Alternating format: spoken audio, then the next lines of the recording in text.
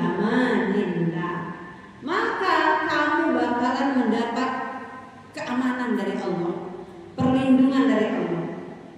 Jadi baca Yasin itu bukan cuma malam Jumat doang. Tiap hari apapun baca Yasin, maka dia akan mendapatkan perlindungan Allah. Yasin itu hatinya Al-Quran, ya, hatinya Al-Quran. Orang yang baca Yasin sekali sama dengan dia baca Al-Quran 10 kali. Kenapa? Karena dia nggak bisa dapetin tangannya, kakinya, kepalanya, hidungnya, matanya, tapi dia bisa dapetin hatinya. Hatinya bisa dia dapetin.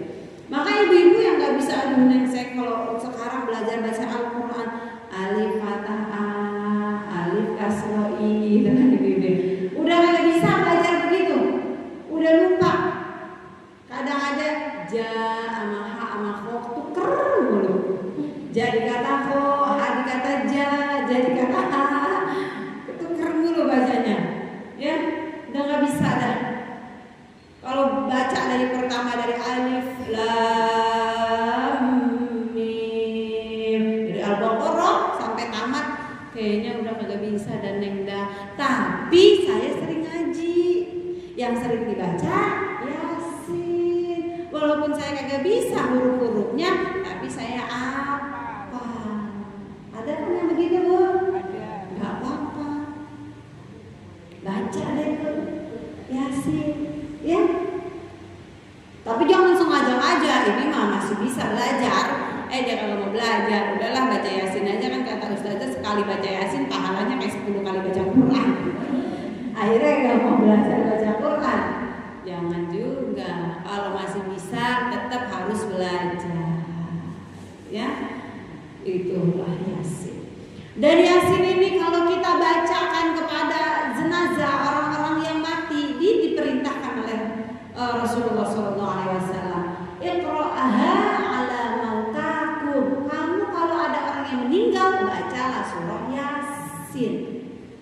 Jadi kalau ada orang yang meninggal nyelawat, jangan nengok doang, nanya kenapa matinya, atau baca Fatihah doang, ya. Jangan kita samperin, kita duduk buka surah Yasin. Pada nangis nih, kalau pada nyelawat, pada di luar aja ngobrol. Bukan cuma mayitnya yang akan didoakan oleh para malaikat, kita yang baca mendapatkan doa dari para malaikat. Itulah baca Yasin. Kalau kita bacain di orang yang meninggal dunia di depan jenazah, ya, jadi baca Yasin.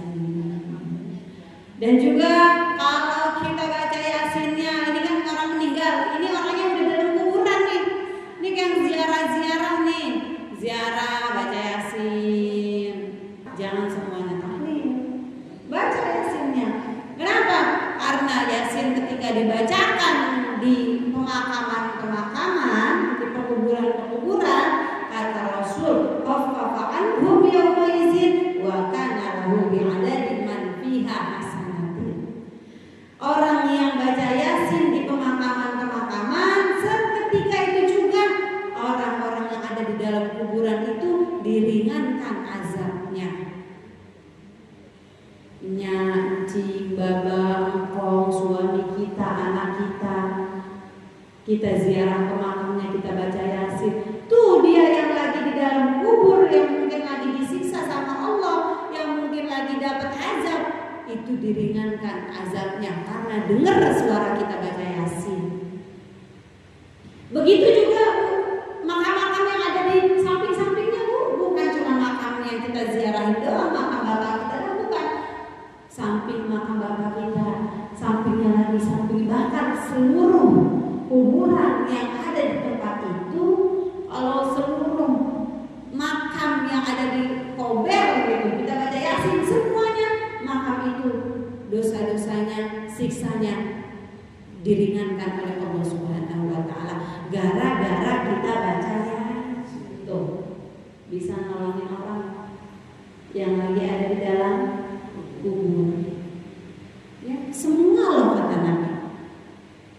Dan juga pahalanya tuh semuanya yang ada di dalam kuburan-kuburan itu Bu, mendapatkan kebaikan-kebaikan dari setiap bacaan Yasin. Kalau dia bisa ngomong Bu, dari ujung makam Koberan sampai depan makam Koberan, kalau bilang apa? Makasih ya kok. Dan bacain Yasin, benar nggak?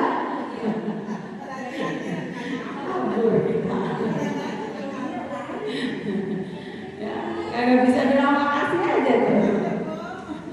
Iya kan? Lah saya lagi disiksa, diringanin siksaannya. Saya lagi diberiin pahala sama Allah gara-gara mau baca Yasin kuburan saya. Jadi baca Yasin insya